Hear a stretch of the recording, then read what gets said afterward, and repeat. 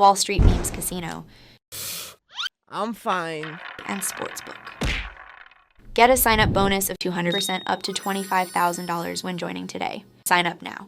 Terms and conditions apply. Vote for IFL in this year's Sports Podcast Awards. Go to www.sportspodcastgroup.com and vote for us in Best Combat Sports Podcast and the Diverse Voices Awards categories. IFL Pod, available across all major streaming platforms now. Andrew McCART, IFL TV. I'm here with, listen, Jack Massey. I think I now know why they call you One Smack. Is that the reason why? That's the reason why, mate, yeah. I think that's shown tonight. Definitely. Well, one thing I noticed, right, is I was sitting in your corner and I was listening to Joe Gallagher's instructions before the first bell went, and he was like, let that right hand go. Yeah. That was his instructions to you on the very first, before the first bell, and you know what, you listened and it worked out. Yeah, definitely. You know, we've been practicing these shots as well in camp. You know, we've been going over these shots.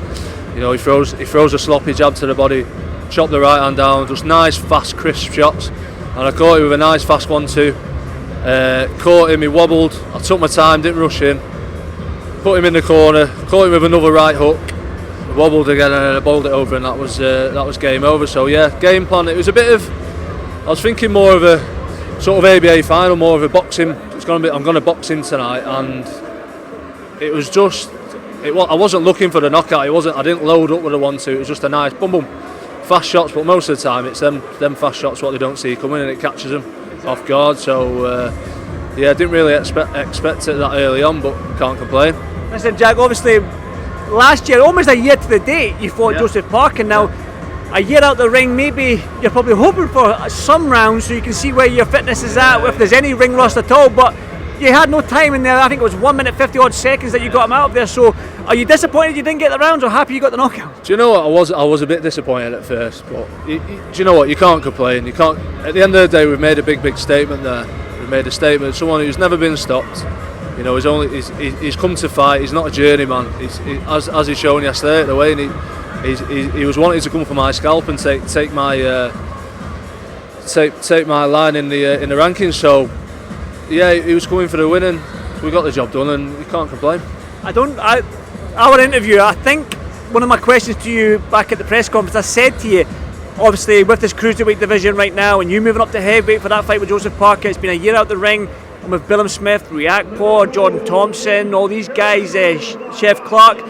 And I said to you, my thing was, do you need to make a statement on Saturday night? And you just did just that. So you think now you're in the mix again with all these cruiserweights I've just mentioned? Absolutely, yeah, definitely. You know, we're going to look for another fight straight back out, March, April time. You know, try and get some rounds in, try and get someone, maybe put a motorbike helmet on them or something like that. But like a motorbike as well, like the bikes as well, aye? Stick an helmet on them, get some rounds in, 8 to 10 rounder, and then we'll go from there. So we'll look for a big title after that, push on. So it's got to be this year. We've got to get a big fight this year, 100%. You know, we're going to be keeping a close eye on Billiam-Smith and Riakporhe. So very close eye on them two. See who comes out on top. And yeah, that's the fight we want. Well, that brings me nicely on to my next question, and I'm sure you will be watching that thing. And I heard you say that you've got a history with both. We all know you've got a history with Riakporhe, but you also have history with Chris Billiam-Smith. Was that ABA final? I think it was that you said there, yeah. ABA final. So you want to do the business on either one of them? Yeah, definitely. You know, like I say, history with both. Beat Billiam-Smith in the ABA finals. That was my last fight in the amateur ranks.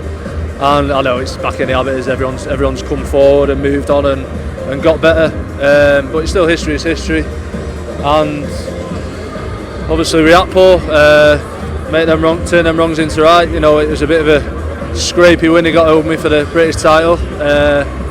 So yeah, I'd like either fight, definitely. Do you have a winner? Do you have a preference? Or let's say you've got a promoter's hat and you do get the winner of this fight next. Do you have a preference on who you want to face? It's a tough one.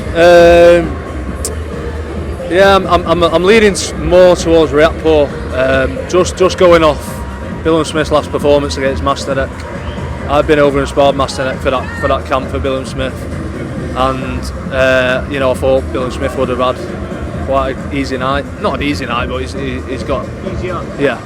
So yeah, I think he was losing that fight up until the stoppage. So But you never know, so we'll see what happens on the night. Him and Riakporhe, that was a close fight when them two fought. That could have gone either way as well. So That's what I like about the Cruiserweight division right now. Even though there's good world level opponents in Jaya Pataya and Bradis Prescott, it seems like the Cruiserweight division is ran by you Brits. They've got Chef Clark, like I said to you, Vidal Riley's gone in for it as well. Especially domestically, which is great, and that's what we need. Like domestic, that's what gets me excited. Like making these domestic fights, so we can sell tickets, sell out these big arenas and sell loads of tickets. That's the exciting thing about it. So one final one for me then, Jack, before I think you've got a couple more media to do. I said to you again, making a statement tonight, you made this stat, but do you have a message for these cruiserweights that we've mentioned? Well, I said it before on Sky. I slipped a little swear word out there, but Can you square on IFL TV? It's okay. Look out, boys! I'm coming for you all. So yeah, I'm back at Cruiserweight. So watch out. Listen, Jack, well done again, brother. I'll see you in the next one, brother. Thank you very much, man. Thank you. Wall Street Memes Casino I'm fine. and Sportsbook. Get a sign-up bonus of 200% up to $25,000 when joining today. Sign up now. Terms and conditions apply. Vote for IFL in this year's Sports Podcast Awards. Go to www.sportspodcastgroup.com and vote for us in Best Combat Sports Podcast and the Diverse Voices Awards categories. IFL Pod available across all major streaming platforms now.